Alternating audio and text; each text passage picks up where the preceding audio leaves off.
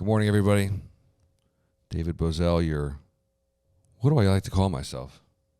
Tour guide. Yeah, I like the tour guide thing.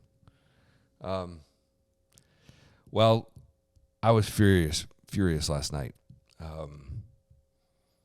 You may not have known that last night the Senate was voting on an amendment to the spending bill that would defund. I hate that word, but it's the word we're commonly we use to address these issues. Defund Biden's vaccine mandate, the shot mandate, as I call it, among federal employees, the federal mandate. Mike Lee from Utah put an amendment together that would bar the Biden administration from implementing that. So that mandate was for federal employees of all shapes and sizes and scopes, from your park rangers to your frontline Marines to the desk job in Washington, D.C., your federal employee desk job in Washington, D.C. So he's basically in control of the largest corporation on earth, the United States federal government. So he's had this vaccine mandate, this shot mandate, for months now, and a number of people have fought it, and a number of people have been fired, and the Senate had an amendment up in front of it last night to defund it and to get rid of it, courtesy of Mike Lee from Utah. The unfortunate thing for the Democrats is that one of their senators, the fellow from New Mexico, had a stroke a few weeks ago. So their 50-50 plus Kamala majority is really 49-50. Unfortunate for the Democrats. But Schumer schedules the vote anyway, knowing that he's sort of outnumbered, Republican and Democrat, 50-49. It's a bold strategy, Cotton. Let's see if it pays off for him. In theory, it should be a win. In theory, you should be able to defund a lot of things. But, okay, let's say you want to be genuinely about it, and you don't want to overplay that hand, given the fact that one of the Democrats is on injured reserve, as the sports leagues say. One guy's on IR, you don't want to take advantage of it. Okay, but listen, Schumer schedules the vote anyway, so it's time to show up. The vote failed, 46-47. All 46 votes in favor of it were Republicans. All 47 votes against it were Democrats. 4 Republican senators did not show up to vote. 3 Democrats, including the fellow from New Mexico, did not show up to vote. Conveniently, or inconveniently for anyone on the side of freedom, it was a 1-vote margin. Imagine that. It goes down 46-47. The 4 Republican senators were Lindsey Graham, who was off gallivanting in Israel this week, conveniently, Mitt Romney, Richard Burr from North Carolina, who's going to be retiring at the end of this year, I guess, end of 2022, and he has all manner of different problems vis-a-vis insider trading allegations, those types of things. So he's retiring. And Jim Inhofe from Oklahoma. All 4 of those senators represent fairly ruby red states: South Carolina, Graham; Utah, Romney; Inhofe, Oklahoma; and Burr, North Carolina.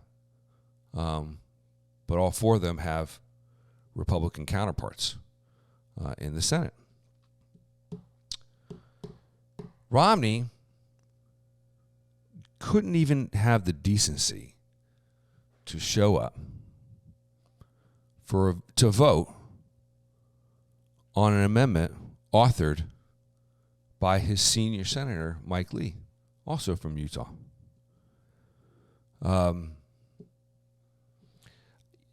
I could go through all manner of different superlatives for all four of these guys. The hot rumor was that Republican leadership, specifically John Thune, engineered the whole thing with Chuck Schumer. Why was the vote scheduled last night when Schumer was down a man? Oh, Republican leadership just arranged it so that four of them would be gone. Imagine that.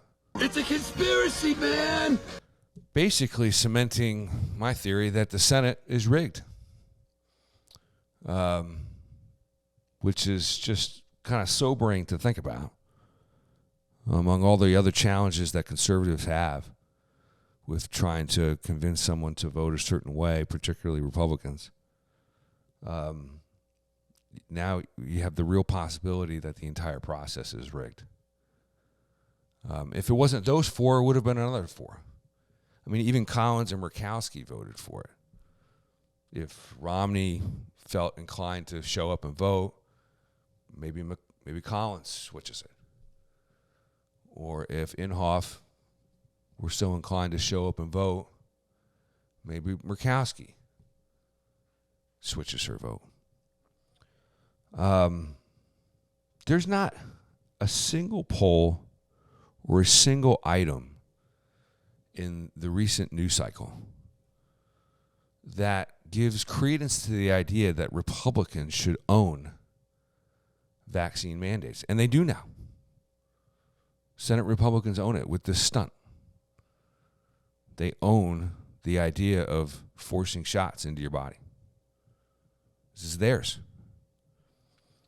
Where is the polling? Where is the recent news item to suggest to convince these guys that this was a good idea?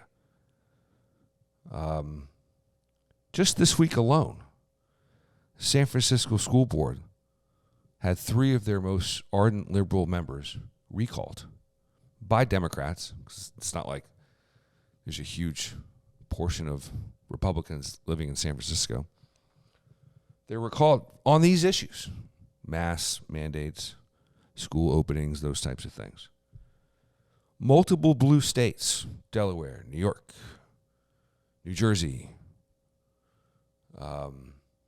in recent weeks have punted on mandates and vaccine requirements at the state level. Glenn Youngkin wins as a Republican in a blue state in Virginia, and then follows through on a day one promise to give parents the power to decide the level of risk for their children vis-a-vis masks. Some of the Northern Virginia blue counties fight him. He said, okay, I'll just pass a law. And we won't do it the executive order route, which I'm in favor of. We'll just pass a law and do it that way. And he did. And he's treated as a hero for campaigning on what parents want, following through on what parents want, and doing it in 2 different directions, both in the executive order path and the legislative path. And he's got sky-high approval ratings. And that sound you hear is a rousing standing ovation from the Commonwealth of Virginia, from voters, red and blue. Romney was so bold about it, he released a video on his Twitter feed. You can go check it out. At 6:16 p.m., while the vote was happening last night. Now, that video could have been taped earlier in the day or earlier in the week. I don't know. But it's in his office. He's talking to somebody. His staff releases it at 6:16. Wow. I mean, so let's just say he was in his office while this vote is possibly going down, according to the timestamp of the video. And I'll concede the fact that the video could have been taped earlier in the day. He's long gone. And he's just rubbing it in the eyes of his colleagues.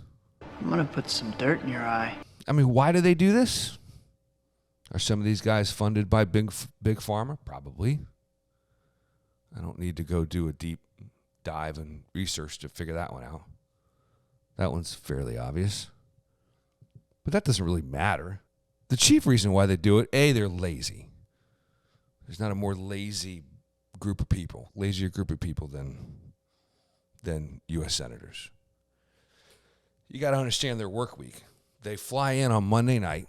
They check in for votes on Tuesday afternoon. And their work week is pretty much done by Thursday at noon. Excuse me. That is, that's that they don't really like to work very hard. Much like me, they don't like to be in Washington, D.C. very long. That's cool. Now, it's all power play. Y'all are smart enough to know that. The more money you're in control of, the more power that you have. The more money that they can spend, the more power that they have.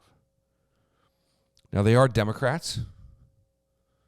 They're we know the term rhino, but that doesn't even do it justice anymore. To not show up and vote for basic medical freedom, that's about as cowardly as it gets, in my book. And the Senate, for all its pomp and circumstance and this idea that it's the greatest deliberative body, it's rigged. There's no sense in respecting the institution anymore, if you had any respect left for it. It's a numbers game, and both Republican and Democrat leadership factions just engineer the numbers the way they see fit in order to keep the money stream going. Now, those same guys and the Republican Party apparatus will spend the next couple of months and into the fall and into the midterms promising you that they'll do everything that they possibly can to stop Joe Biden. And just know that as of around 6 o'clock last night on February the 16th, 17th, know that that's cemented as a lie. They won't. And so we've got to make decisions accordingly. Perhaps not worry about the Senate. I don't really like this idea of just putting more pressure on them. What more do they need to see? I just gave you a laundry list of examples. I mean, the Democrat brand is so toxic, and I put that in quotes.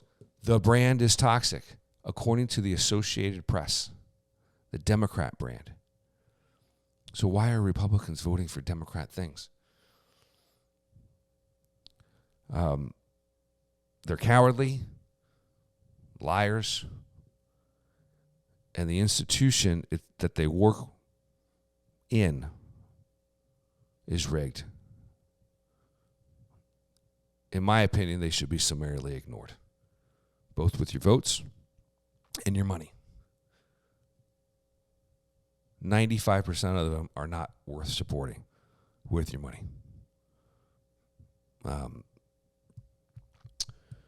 And that puts the pressure on expanding numbers in the House as much as possible. And I think that's where this goes. If conservatives want real power at the federal level, it's got to come with massive majorities in the House. And I think we're all on our way on that one. So that's on the positive side. And the House needs to be the straw that stirs the drink for conservatives going forward, because it's not going to happen in the Senate.